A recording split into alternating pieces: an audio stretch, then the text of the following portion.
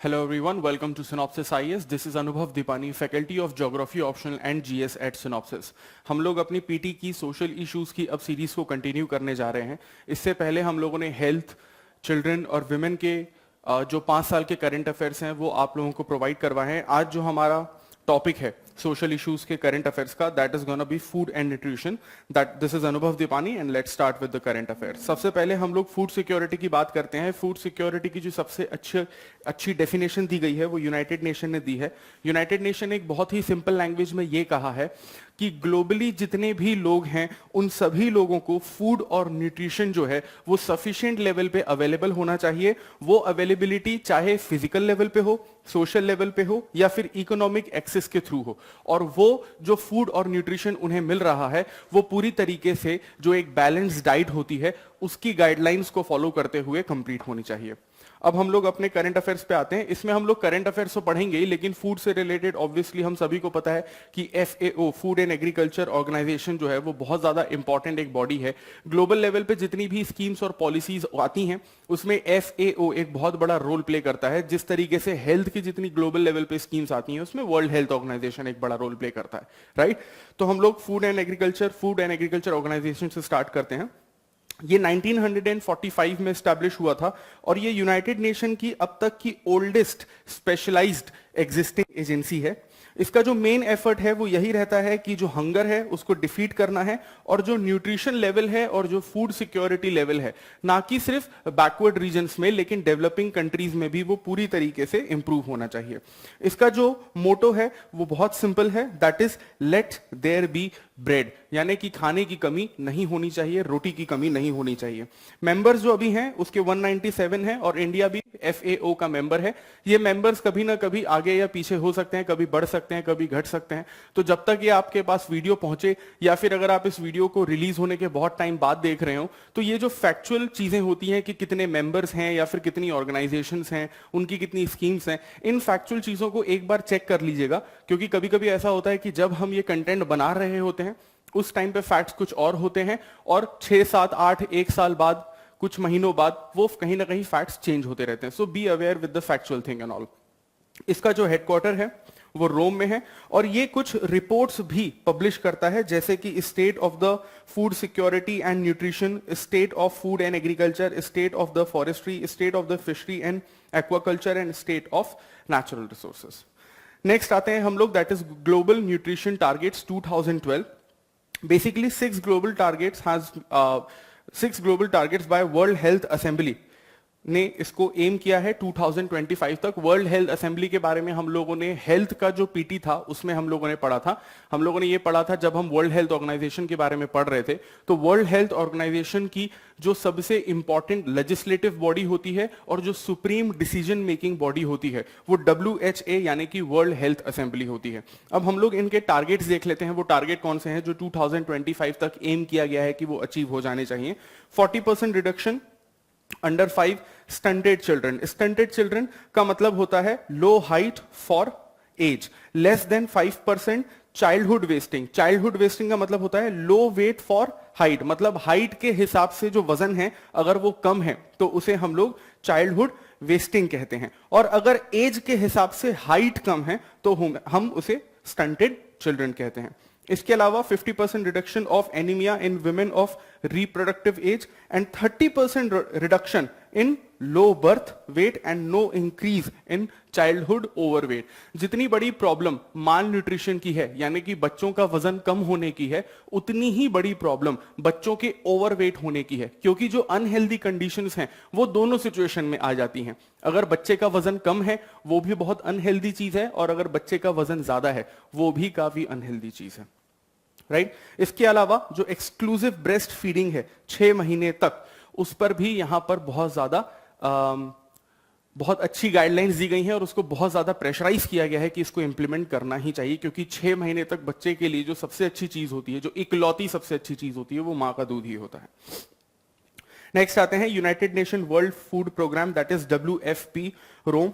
Basically it is the food assistance branch of United Nation, right. यानी कि food and agriculture organisation तो एक बड़े लेवल पे काम करती ही है, लेकिन ये वाली जो WFP जो प्रोग्राम है ये यूनाइटेड नेशन का एक असिस्टेंस ब्रांच है। इसमें बेसिकली ये गाइडलाइंस भी देती हैं, लेकिन इसकी जो गाइडलाइंस होती हैं वो किसी भी तरीके से बहुत ज्यादा बाइंडिंग नहीं होती। ऑब्वियसली इसकी बात मानी जाती है, लेकिन इसका मतलब ये नहीं है कि WFP ने जो कह दिया वही होगा, नहीं। इस पर एक पूरा डिस्कशन होता है, जनरल असेंबलीज की मीटिंग होती है, एंड देन फिर इस पर कोई ना कोई डिसीजन लिया जाता है।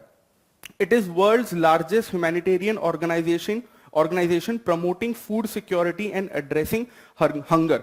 जितनी भी ऑर्गेनाइजेशंस हैं फूड के लिए जो काम करती हैं, उनमें ये सबसे बड़ी ऑर्गेनाइजेशन है। उनमें से ये सबसे बड़ी ऑर्गेनाइजेशन में से एक है जो फूड हंगर को या फिर स्टारवेशन को एड्रेस करती है। देखिए, जितनी भी, जैसे अगर हम लोग हेल्थ की बात करते हैं, राइट, तो हेल्थ में जितनी भी वर्ल्ड लेवल पे जितनी भी ऑर्गेनाइजेशंस आती हैं, उन सबका जो कहीं ना कहीं मोटो रहता है, इंटेंशन रहता है, एम या ऑब्जेक्टिव रहता है, वो सेम रहता है कि हमें हेल्थ सेक्टर को बढ़ावा देना है, प्राइमरी हेल्थ सेक्टर को हमें बढ़ावा देना है। जो पेंडेमिक या जैसी बीमारी आती हैं उनको हमें कहीं ना कहीं रोकना है। उसी तरीके से अगर हम फूड या न्यूट्रिशन की जितनी भी ग्लोबल लेवल की ऑर्गेनाइजेशंस हैं, उनके एम या ऑब्जेक्टिव की अगर बात करें, तो उनके भी एम और ऑब्जेक्टिव लगभग एक जैसे ही होते हैं कि फूड और न्यूट्रिशन को बढ़ावा देना है, हंगर को कम करना है, स्टारवेशन को कम करना है, न्यूट्रिशन लेवल बढ़ाना है, माल न्यूट्रिशन कम करना है, etcetera etcetera.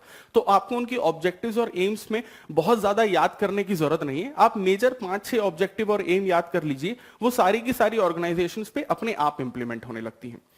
WFP works to help people who cannot produce or obtain enough food for themselves and their families। तो ये जो WFP है, ये उन लोगों की खाना पहुंचाने में, उनकी पेट भरने में मदद करती है जो खुद से खाना नहीं कमा सकते, खुद इतना काम नहीं करते हैं, एम्प्लॉयमेंट लेवल कम है, और खुद के लिए और खुद के परिवार के लिए वहां पर वो खाना प्रोड्यूस नहीं कर सकते हैं। ये जो WFP है, ये यूनाइटेड नेशन डेवलपमेंट ग्रुप का भी एक मेंबर है, और इसकी एग्जीक्यूटिव कमेटी जो है, यूनाइटेड नेशन डेवलपमेंट ग्रुप की जो एग्जीक्यूटिव कमेटी है, ये उसका भी एक पार्ट है। और इसको जो फंड्स मिलता है वो अलग अलग वॉलंटरी डोनेशंस के थ्रू इसके पास आता रहता है। नेक्स्ट आते हैं हम लोग national family health survey. National family health survey India की सबसे इंपॉर्टेंट हेल्थ सर्वेज में से है, क्योंकि इंडिया ने पिछले कई दशकों से, कई डेकेड्स में जिस तरीके से ग्रोथ किया है, उस ग्रोथ के बारे में हमें इसी नेशनल फैमिली हेल्थ सर्वे से पता चलता है। So this is national family health survey 5। तो ऑब्वियस सी बात है, जब हेल्थ सर्वे है तो ये हेल्थ मिनिस्ट्री और वेलफेयर, फैमिली वेलफेयर मिनिस्ट्री के अंडर ही आएगा। इन्होंने जो हमारा 5th स्टेज है नेशनल फैमिली हेल्थ सर्वे का, उसका जो फेज 1 है, उसका डाटा अभी रिलीज किया है। इसकी कुछ हम लोग की फाइंडिंग्स देख लेते हैं, जो 22 स्टेट्स और यूनियन टेरिटरी से ली गई हैं, और अलग अलग स्टेट्स को कैटेगराइज करके बताया है कि इसमें ये अच्छा है, ये बुरा है, ये कमी है, और ये सुधार किया जा सकता है। जैसे कि anaemia in childhood increase in 18 states and union territories. इसके अलावा जो सीवियर अक्यूट माल न्यूट्रिशन है, वो 16 स्टेट्स में इंक्रीज हुआ है। इसके अलावा increase in percentage of children under 5 who are underweight in 16 states and UTs. So obviously बात पता चल रहा है कि यहां पर बहुत ज्यादा जो इंप्रूवमेंट है वो नहीं देखने को मिल रहा है। Increase in childhood stunting, again ये चाइल्डहुड स्टंटिंग, माल न्यूट्रिशन, ये वर्ड आते रहेंगे, तो इसकी डेफिनेशन आप एक बार पढ़ लीजिए, देन फिर हम लोग सीधे टर्मिनोलॉजी में बात करेंगे। तो चाइल्ड स्टंटिंग जो है, again low height for age, वो 13 स्टेट्स में हमने देखा है कि अगेन ये बढ़ गया है। इसके अलावा जो ओवरवेट है, ओबेसिटी है, मोटापा है, वजन ज्यादा होना, ये भी बच्चों में और अडल्ट्स में बढ़ा हुआ देखा गया है। ये जो नेशनल फैमिली हेल्थ सर्वे है, हमें एक और चीज बताता है कि हमारा जो एग्रीकल्चर का लेवल है और जो फूड और न्यूट्रिशन का, माल न्यूट्रिशन का लेवल है, वो एक्चुअली में एक दूसरे से मैच नहीं करता। फॉर एग्जाम्पल, हम मध्य प्रदेश स्टेट को ले सकते हैं। I am from Madhya Pradesh and I know the situation कि वहां पे एग्जैक्ट क्या चलती है। मध्य प्रदेश में जो माल न्यूट्रिशन का जो लेवल है वो बहुत ज्यादा है। कुपोषण जो है मध्य प्रदेश में काफी ज्यादा है। कई सर्वेज में ऐसा देखा गया है कि मध्य प्रदेश में जो कुपोषण का या माल न्यूट्रिशन का लेवल है वो बिहार और झारखंड जैसा हो जाता है। लेकिन अगर आप मध्य प्रदेश की एग्रीकल्चर को देखते हैं तो मध्य प्रदेश की एग्रीकल्चर काफी डेवलप्ड है। फॉर एग्जाम्पल, जितनी भी दालें होती हैं इंडिया में, जितने भी पल्सेस हैं, दालें हैं, उनका सबसे ज्यादा जो प्रोडक्शन होता है वो मध्य प्रदेश में होता है। अगर आप वीट प्रोडक्शन की बात करते हैं तो उत्तर प्रदेश और पंजाब के बाद सबसे ज्यादा जो वीट प्रोडक्शन होता है वो भी मध्य प्रदेश में होता है। तो प्रोटीन के जो सोर्सेस हैं उनका एग्रीकल्चर बहुत है सेंट्रल इंडिया में, लेकिन इवन देन वहां पे माल न्यूट्रिशन भी बहुत ज्यादा है। सो द प्रॉब्लम इज, ऐसा नहीं है कि we are not doing best in our agriculture, problem यह है कि वो एग्जीक्यूट नहीं हो पाता है, ग्राउंड लेवल पे उसका जो इंप्लीमेंटेशन है वो नहीं हो पाता है। माल न्यूट्रिशन आप सभी लोगों को पता है कि जब इम्बैलेंसेस जो है वो एनर्जी और न्यूट्रिएंट में क्रिएट हो जाते हैं, उतना खाना नहीं मिल पाता है जितना खाने की जरूरत है बॉडी को, तो वो माल न्यूट्रिशन की कैटेगरी में आ जाता है। इसके अलावा जब हम अंडर न्यूट्रिशन की बात करते हैं तो हम इसमें स्टंटिंग को इंक्लूड कर लेते हैं, वेस्टिंग को इंक्लूड कर लेते हैं और अंडर वेट जो है उसको भी इंक्लूड कर लेते हैं। Next over nutrition. Over nutrition की जब हम बात करते हैं तो सीधी सी बात है कि हम लोग ओवरवेट या ओबेसिटी की बात करते हैं। यहां पर बेसिकली क्या है कि एक सिचुएशन में खाना बिल्कुल भी नहीं मिल रहा था और एक सिचुएशन में खाना मिल रहा है लेकिन वो बैलेंस्ड डाइट नहीं है और आपके वो वजन को बढ़ाता जा रहा है, which is also again not a healthy situation. Next हम लोग आते हैं पोषण अभियान पे, दैट इज 2018 का है। ये जो पोषण अभियान है ये स्टंटिंग, वेस्टिंग और जो एनीमिया है उसको 2022 तक कम करने का इसका टारगेट है। पोषण का मतलब हम लोग यहां पर देख लेते हैं, prime minister's overarching scheme for holistic nutrition अभियान और national nutrition strategy. World bank जो है इसको 50% तक इसको फंड करता है और बाकी जो फंडिंग है वो सेंट्रल गवर्नमेंट और स्टेट गवर्नमेंट आपस में बांट लेते हैं। The implementation of this project is done by again Ministry of Women and Child Development. इसके कुछ कोर पिलर्स हैं जैसे कि आप देख सकते हैं ICDS, CAS, आप इसके कोर पिलर्स पढ़ सकते हैं, बस एक बार याद रख लीजिएगा इसको, लेकिन रटने की कोई जरूरत नहीं है। मेंस में काम आ गया तो ठीक है, अदरवाइज कोर पिलर ठीक है, that's not that important, but हाँ आपको थोड़ा बहुत पता रहना चाहिए।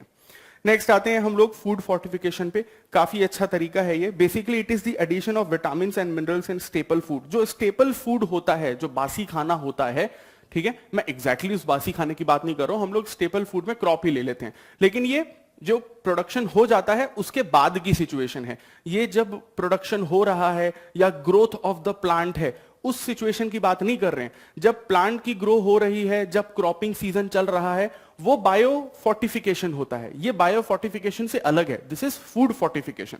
तो जो स्टेपल फूड होता है उसमें अगर हम लोग विटामिन और मिनरल्स ऐड कर देते हैं अलग से तो वो फूड फोर्टिफिकेशन कहलाता है। यानी एक ऐसा स्टेपल फूड जिसमें जो क्वालिटी है न्यूट्रिशंस की वो उस लेवल पे नहीं थी, लेकिन अगर आप न्यूट्रिएंट्स उसमें ऐड कर देते हैं और उस फूड की क्वालिटी को इंक्रीज कर देते हैं तो वो फूड फोर्टिफिकेशन कहलाता है। For example mixing of iron, iodine, zinc, vitamin A, vitamin D etcetera etcetera, right. ये जो न्यूट्रिएंट्स होते हैं हो सकता है कि वो ओरिजिनली उस स्टेपल फूड में प्रेजेंट हो सकता है कि ओरिजिनली उस स्टेपल फूड में प्रेजेंट नहीं हो, लेकिन अगर हम एक्स्ट्रा मटेरियल न्यूट्रिएंट्स ऐड करते हैं तो फूड फोर्टिफिकेशन की प्रोसेस के थ्रू एक बैलेंस डाइट को हम लोग आसानी से जनरेट कर सकते हैं। Basically it helps overcome micronutrients deficiency. Micronutrients का मतलब विटामिन एंड मिनरल ओनली। तो अगर किसी भी स्टेपल फूड में विटामिन या मिनरल की कमी है तो उससे इसे पार लगाया जा सकता है। एंड सबसे इंपॉर्टेंट चीज ये है कि जब आप फूड फोर्टिफिकेशन की जो तरीका है अगर आप यूज करते हैं तो फूड का जो पैटर्न है वो बिल्कुल भी चेंज नहीं होता, जो हैबिट्स हैं इंडिविजुअल की उस पर कोई फर्क नहीं पड़ता। नेक्स्ट आते हैं बायो फोर्टिफिकेशन। यही फर्क है फूड फोर्टिफिकेशन और बायो फोर्टिफिकेशन में। हम लोग वहां पे स्टेपल फूड पे काम कर रहे थे, लेकिन बायो फोर्टिफिकेशन में हम लोग प्लांट ग्रोथ का जो ड्यूरेशन होता है, जो प्लांट ग्रोथ का जो टाइम होता है, जो प्रोसेस होता है, उसी में हम लोग काम करते हैं। ये भी ऑब्वियसली जो फूड क्रॉप्स है उसकी जो न्यूट्रिशन क्वालिटी है उसको इंक्रीज करता है। I am really sorry. And जब हम लोग बायो फोर्टिफिकेशन की बात करते हैं तो conventional plant breeding, modern biotechnology, ये सारी की सारी चीजें इसमें इन्वॉल्व हो जाती है।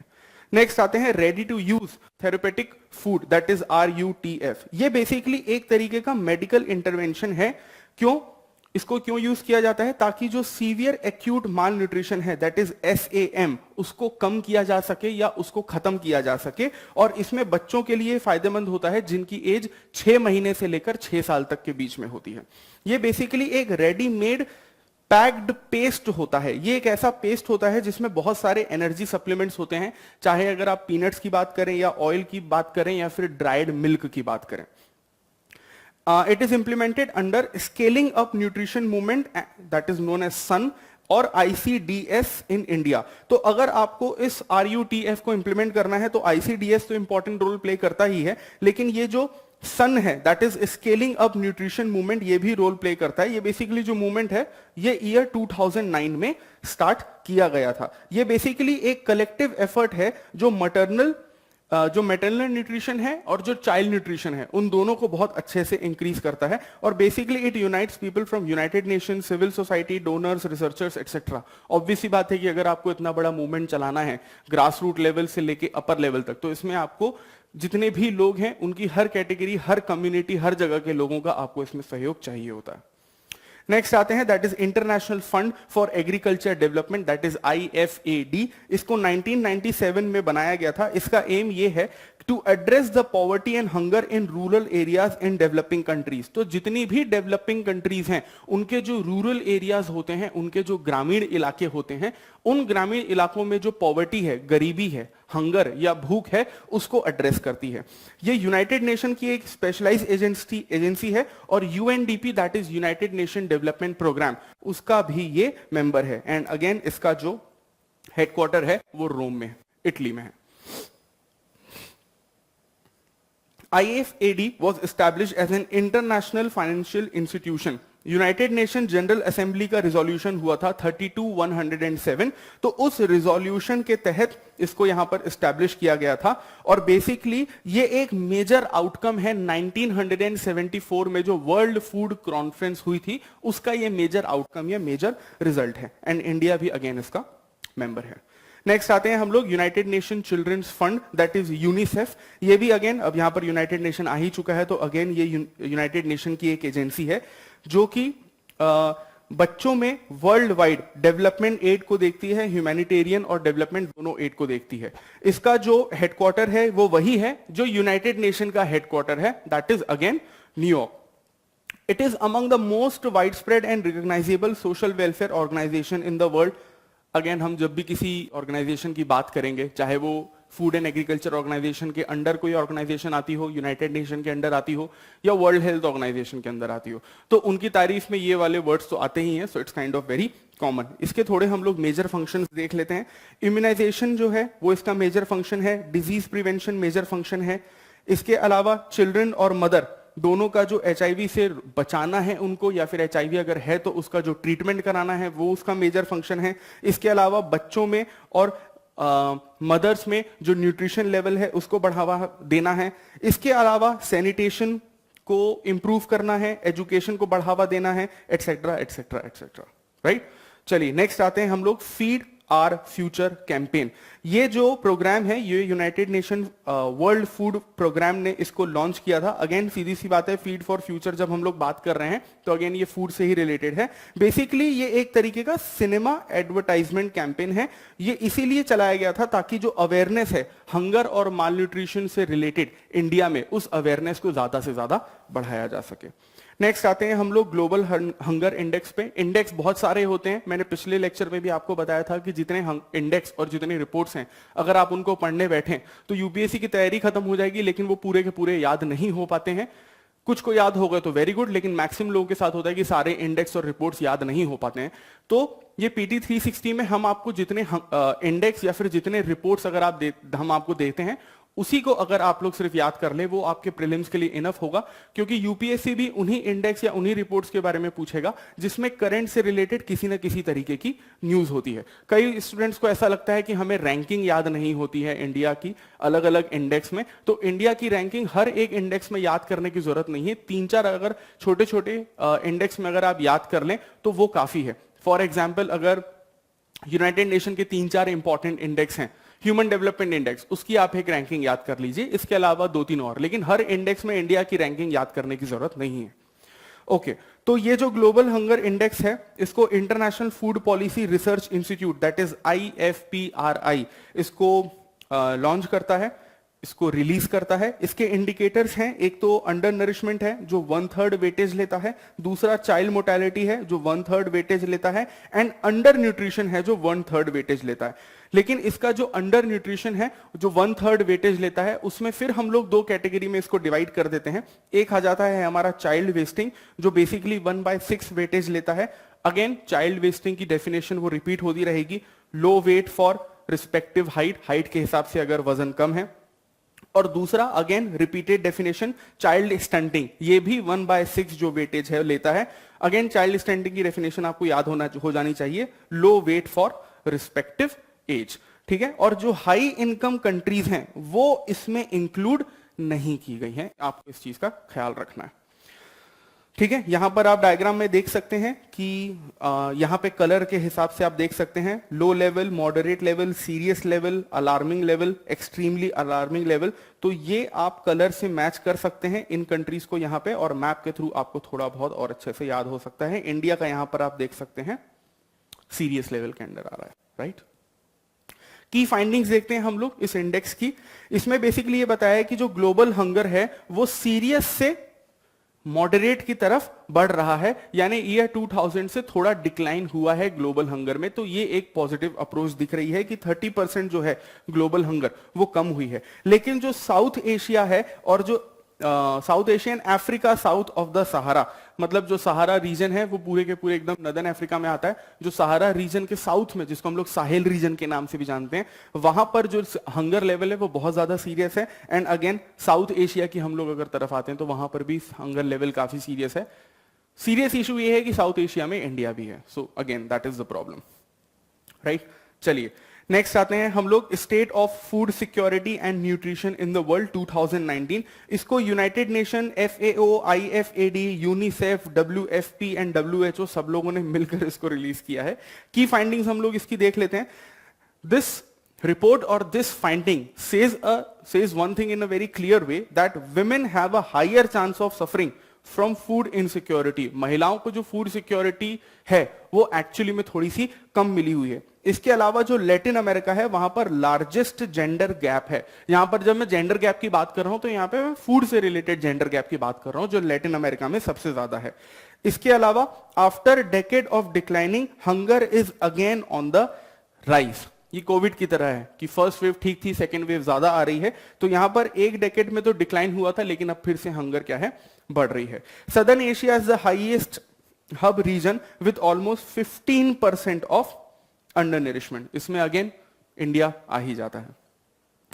इसके अलावा कुछ और की फाइंडिंग्स हैं इसकी। In high income countries too significant population lack regular access of food and nutrition. हम लोगों ने अभी देखा था पिछले वाले इंडेक्स में, हम लोग जो हाई इनकम कंट्रीज हैं उनको इन्वॉल्व नहीं कर रहे हैं, लेकिन अगर हाई इनकम कंट्रीज की तरफ भी जाते हैं तो हमें ये एक शॉकिंग रिजल्ट देखने को मिलता है कि हाई इनकम कंट्रीज में भी जो फूड एंड न्यूट्रिशन है उसकी कमी देखी जा रही है।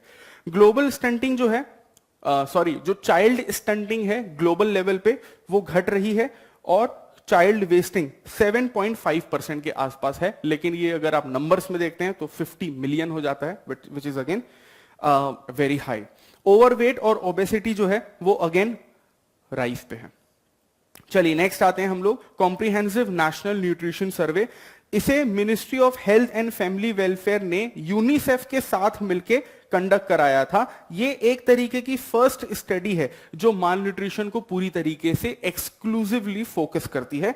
The survey recorded micronutrient deficiency and non communicable disease. ठीक है, तो ये दो चीजें हैं जिस पर इस सर्वे ने पूरी तरीके से फोकस किया है। नेक्स्ट आते हैं, initiatives taken in India for food security. देखिए यहां पर जो इनिशिएटिव्स हम बता रहे हैं उसको हम एक्सप्लेन नहीं करेंगे, क्योंकि ये कहीं ना कहीं करंट अफेयर का पार्ट नहीं, ये स्टैटिक पार्ट बन चुका है। देखिए कोई भी करंट अफेयर की न्यूज कभी ना कभी स्टैटिक पार्ट बन जाती है। फॉर एग्जांपल 2014 में मजदूरों के लिए एक योजना लाई गई थी, उसका नाम था श्रमेव जयते, राइट। आई गेस 2 अक्टूबर 2014 को ही लॉन्च की गई थी, मुझे एग्जैक्टली याद नहीं है, बट आई गेस 2014 के आसपास लॉन्च की गई थी। उस श्रमेव जयते स्कीम में 2014 में 6 छोटी छोटी स्कीम्स लाई गई थी जो मजदूरों के लिए थी। उस टाइम पे लगा था it's gonna be just a scheme, लेकिन वो स्कीम धीरे धीरे इतनी बड़ी होती गई कि वो एक तरीके से अम्ब्रेला स्कीम बन गई, और मजदूरों से रिलेटेड जो स्कीम्स हैं वो उसके अंदर बहुत सारी आती गई। तो कोई अगर ऐसा इनिशिएटिव, ऐसा मूवमेंट आ जाता है जो बहुत ज्यादा लंबे समय तक चल जाता है, तो वो करंट अफेयर का पार्ट ना बन के स्टैटिक का पार्ट बन जाता है। इसी तरीके से अगर हम इन इनिशिएटिव्स को देखते हैं तो ये करंट अफेयर्स के अंडर ना आकर आपका स्टैटिक पोर्शन बन जाता है। तो जो करंट अफेयर आपके स्टैटिक पोर्शन बन जाते हैं वो आपको अलग से दूसरे वीडियोस में प्रोवाइड करवा दिए जाएंगे, there is no need to worry about. ठीक है, तो ये जो इनिशिएटिव्स हैं जैसे नेशनल फूड सिक्योरिटी मिशन, राष्ट्रीय कृषि विकास योजना, integrated scheme on oil seed pearls, palm oil and मेज, प्रधानमंत्री फसल बीमा योजना, मिड डे मील तो हमने सुना ही है, इतना पढ़ चुके हैं उसके बारे में, national food security act of 2013। तो ये ऐसे इनिशिएटिव्स हैं जिनको बार बार करंट अफेयर्स में लेने की जरूरत नहीं है, इसके लिए अलग से लेक्चर आपको प्रोवाइड करवा दिया जाएगा और जो जो स्कीम इसके अंडर आती हैं आपको डायरेक्टली उसमें पढ़वा दी जाएंगी। चलिए नेक्स्ट आते हैं, food safety and standards authority of India, FSSI. ये एक ऑटोनॉमस स्टैच्यूटरी बॉडी है, ये 2006 में इसको एस्टैब्लिश किया गया था और हेडक्वार्टर तो ऑब्वियसली इसका दिल्ली में ही है। दिल्ली में इसलिए क्योंकि ये health and family welfare ministry के अंडर आती है।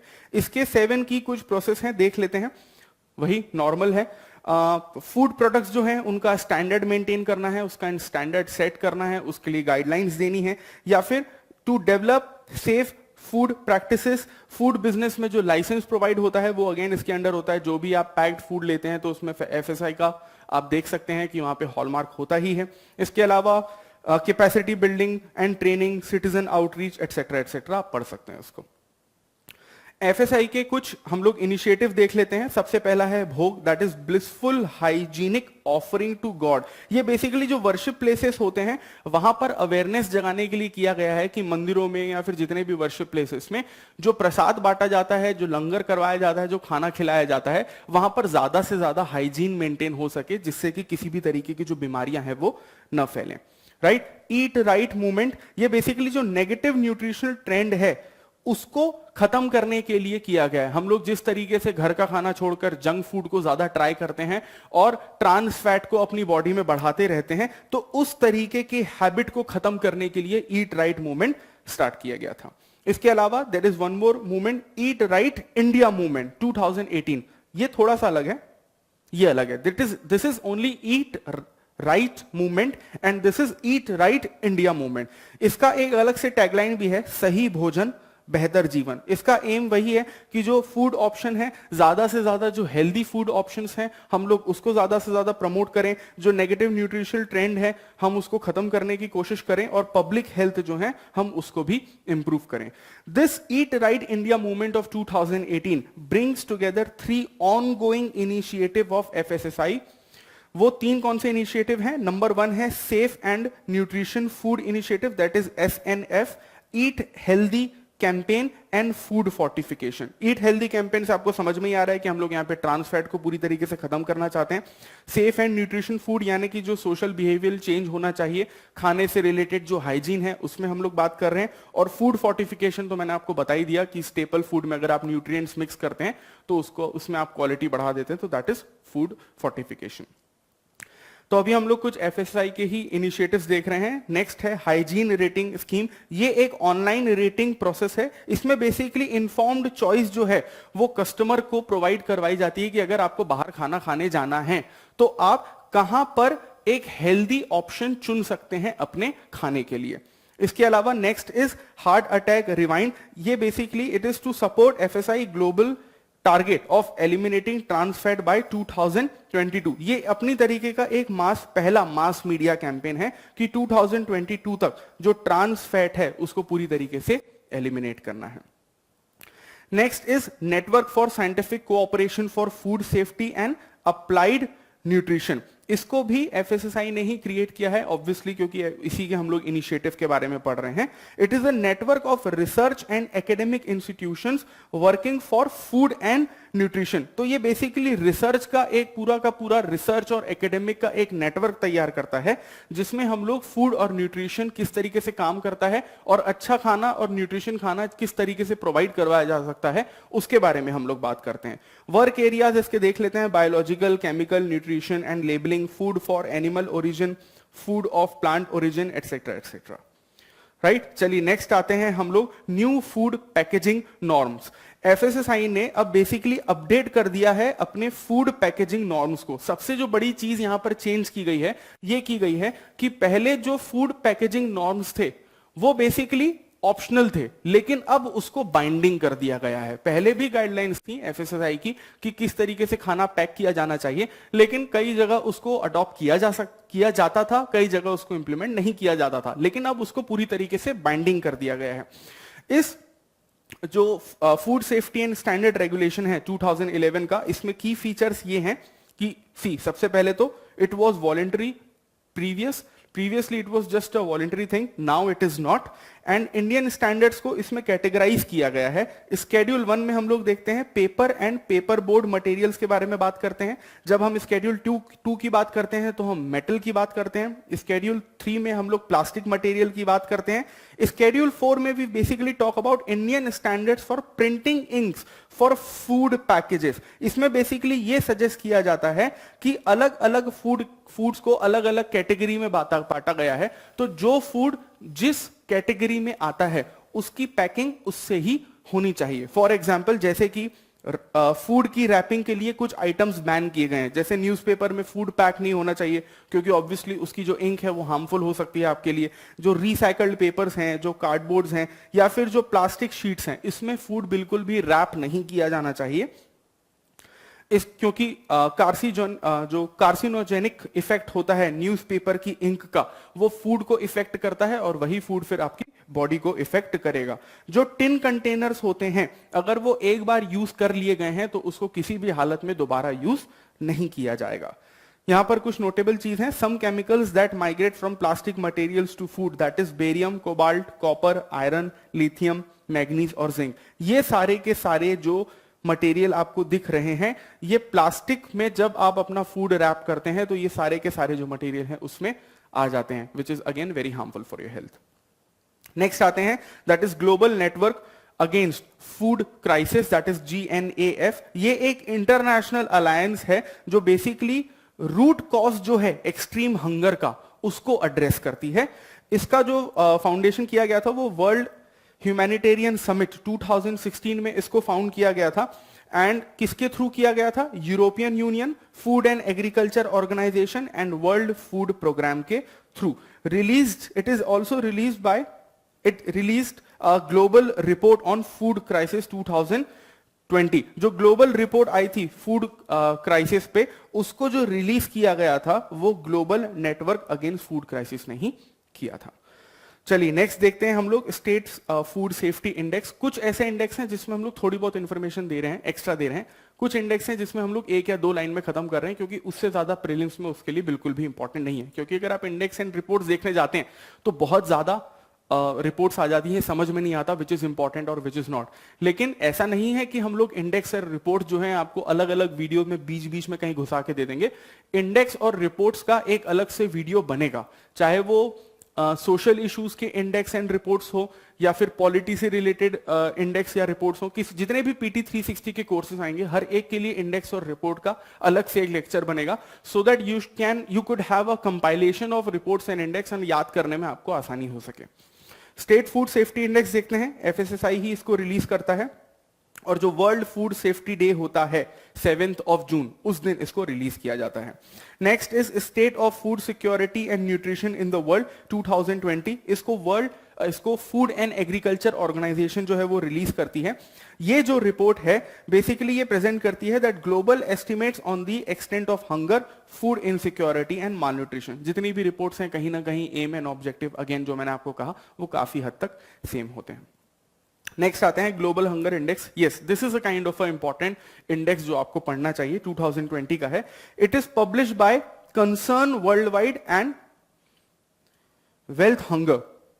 आई am so sorry, maybe there is something, okay, wealth hunger life, I am so sorry, there was a spelling mistake. तो इसको जो कंसर्न वर्ल्ड वाइड है और वेल्थ हंगर लाइफ है जो इसको रिलीज करता है या पब्लिश करता है। ग्लोबल हंगर इंडेक्स जो है ये 4 कंपोनेंट इंडिकेटर्स पे काम करता है। Number 1 is under nourishment, number 2 is child wasting, number 3 is child stunting and child mortality, जिसकी डेफिनेशन हम पहले वाले स्लाइड्स में पढ़ चुके हैं।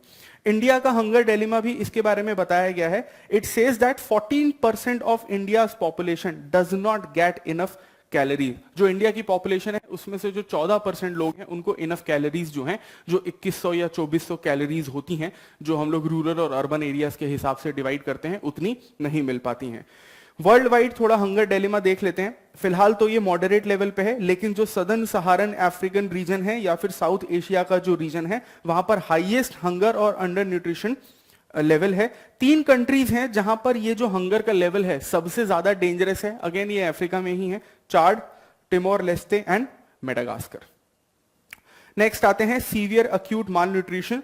ये सीवियर अक्यूट माल न्यूट्रिशन क्या होता है कि जब आपका जो माल न्यूट्रिशन है वो एक्सट्रीम लेवल पे चला जाता है और एक तरीके से visible form of under nutrition हो जाता है। जैसे कि एक बीमारी होती है क्वाशरकोर, मेरे ख्याल से जब प्रोटीन की कमी हो जाती है, I am not that sure about that, लेकिन प्रोटीन की जब बहुत ज्यादा कमी हो जाती है तो क्वाशरकोर हो जाता है। आपके इस बीमारी में आपके जो कंधे हैं वो बहुत ज्यादा झुक जाते हैं एंड स्पेशली आपके जो पैर हैं, आपके लेग्स और आपके जो एंकल्स हैं उसमें बहुत ज्यादा स्वेलिंग्स आ जाती है, right. The health ministry has proposed the guideline for SAM, that is severe acute malnutrition, and been approved by national technical board on nutrition. तो इसको जो प्रपोज किया है इसकी गाइडलाइंस के लिए वो हेल्थ मिनिस्ट्री ने किया है और national technical board on nutrition जो है उन्होंने इस गाइडलाइन को अप्रूव किया है। इसकी गाइडलाइंस हम लोग देख लेते हैं। जब हम लोग गाइडलाइंस की बात करते हैं तो सीधी सी बात है कि सीवियर अक्यूट माल न्यूट्रिशन जैसी चीजों को अगर आपको खत्म करना है तो ग्रास रूट लेवल से ही आपको शुरुआत करनी पड़ेगी। हम लोग सबसे पहले गाइडलाइन में इसमें आंगनवाड़ी जो वर्कर्स हैं या फिर ऑक्सिलरी जो नर्स मिडवाइफ हैं, इनका जो रोल है सबसे ज्यादा इंपॉर्टेंट है, क्योंकि जो सबसे ज्यादा माल न्यूट्रिशन देखा जाता है वो रूरल एरियाज में देखा जाता है जहां पर सबसे ज्यादा गरीबी है और एक्सेस नहीं है फूड का। तो उस सिचुएशन में जो आंगनवाड़ी वर्कर्स हैं ये सबसे ज्यादा अच्छा काम कर सकते हैं। Anganwadi workers basically have to provide modified morning snacks, hot cooked meals, और जो टेक होम जो राशन होता है वो भी घर ले जा सकते हैं SAM चिल्ड्रन के लिए। जो लोकल सेल्फ हेल्प ग्रुप्स हैं या फिर जो विलेज कमिटीज हैं उनको भी बेसिकली इसी काम में एंगेज किया जाता है कि किस तरीके से ज्यादा अच्छा खाना न्यूट्रिशन लेवल जिसमें ज्यादा हाई हो बनाया जाए और उन बच्चों तक पहुंचाया जाए जहां पर जो न्यूट्रिशन लेवल है वो कम है। इसके अलावा जो सीवियरली वेस्टेड चिल्ड्रन हैं उनको आइडेंटिफाई करना है और उनमें से भी ऐसे चिल्ड्रन को सेग्रीगेट करना है जिनमें फ्लूइड या फिर जो वाटर रिटेंशन है वो बहुत ज्यादा होता है। To send SAM children to health facility और न्यूट्रिशन रिहेबिलिटेशन सेंटर। इसके अलावा एक और गाइडलाइन है, जो SAM चिल्ड्रन है, सीवियर अक्यूट माल न्यूट्रिशन के जो बच्चे हैं उनमें उनको जल्द से जल्द ऐसी मेडिकल फैसिलिटीज तक भी पहुंचाया जाए जहां पर कहीं ना कहीं उनकी जो तबीयत है, उनकी जो हेल्थ है वो ठीक हो सके, जिसको बेसिकली हम लोग रिहेबिलिटेशन सेंटर एक तरीके से कह सकते हैं। नेक्स्ट आते हैं हम लोग, that is zero hunger programme. ये जो जीरो हंगर प्रोग्राम है ये ICAR, that is Indian council of agriculture research and Indian council of medical research ने मिलकर इनिशिएट किया है। जितनी भी स्टेट गवर्नमेंट्स होती हैं उनको भी इस प्रोग्राम्स में इन्वॉल्व किया जाएगा जीरो हंगर प्रोग्राम में। इसके हम लोग थोड़े से ऑब्जेक्टिव्स देख लेते हैं। पहला तो यह है कि एग्रीकल्चर और हेल्थ पे फोकस करना है। इसके अलावा एक इंटीग्रेटेड जो अप्रोच है उसको डेवलप करना है जिसकी वजह से हंगर और माल न्यूट्रिशन इन दोनों की प्रॉब्लम को खत्म किया जा सके। इसके अलावा एक ऑर्गेनाइज्ड फार्मिंग सिस्टम को क्रिएट करना है जो बेसिकली न्यूट्रिशन के लेवल को असिस्ट कर सके and then it is to identify the nutrition level in each district and make policies for this. जहां पर जब हम लोग इस गाइडलाइंस के तहत हम जब बात करते हैं तो न्यूट्रिशन लेवल की हम लोग स्टेट लेवल पे बात तो कर ही रहे हैं क्योंकि स्टेट गवर्नमेंट्स को हमने इस स्कीम में इन्वॉल्व किया है, लेकिन हम डिस्ट्रिक्ट लेवल पे भी इसकी बात कर रहे हैं कि डिस्ट्रिक्ट लेवल पे भी ग्राउंड लेवल पे इस पे काम होना चाहिए। इसके अलावा इंडिया को जो माल न्यूट्रिशन फ्री है उसको 2022 तक हमको इंडिया को माल न्यूट्रिशन बनाने का जो टारगेट है 2022 तक उसको हमको अचीव करना है और जीरो हंगर का जो टारगेट है उसको किसी ना किसी तरीके से अचीव करना है। ये जो जीरो हंगर प्रोग्राम है ये गोरखपुर, कोरापुट और थाने यहां से सबसे पहले स्टार्ट किया गया था।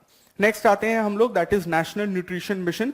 National nutrition mission again child ministry, health ministry and drinking water and sanitation ministry के थ्रू इसको इनिशिएट किया गया है, इंप्लीमेंट किया गया है, एग्जीक्यूट किया गया है।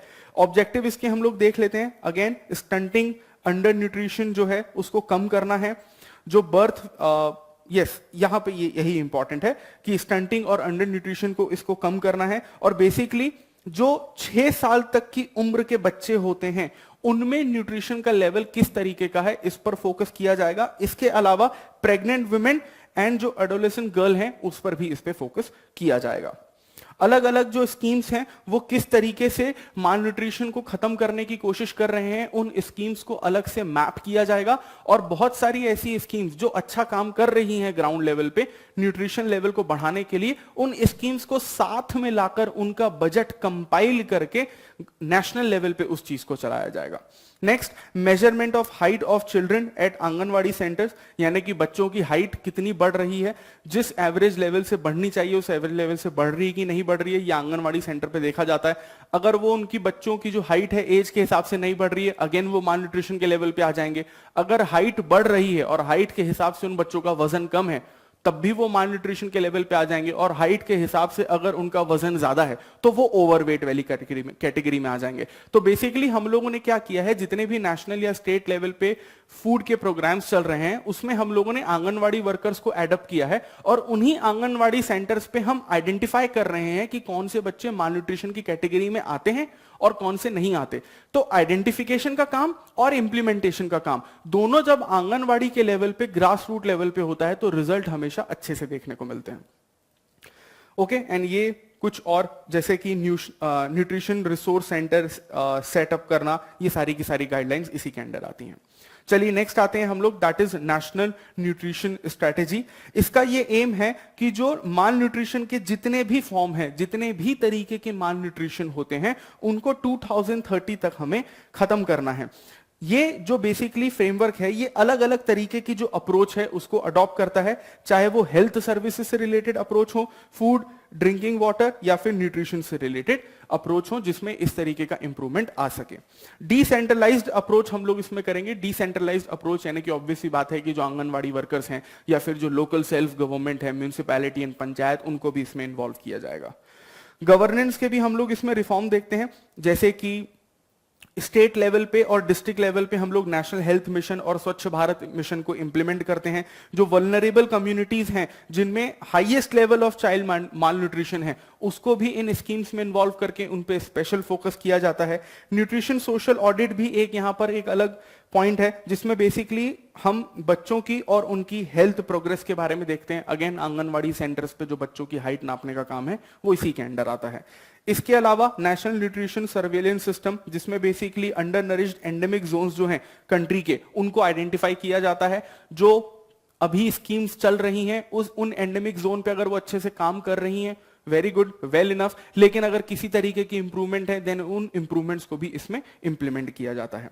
इसके अलावा अगर हम लोग इंस्टीट्यूशनल अरेंजमेंट्स देखते हैं तो national nutrition mission steering group, that is NNMSG, and empowered programme committee, ये भी इस जीरो हंगर के या फिर फूड न्यूट्रिशन को बढ़ाने के लिए या माल न्यूट्रिशन को खत्म करने के लिए इस पे फोकस करती है।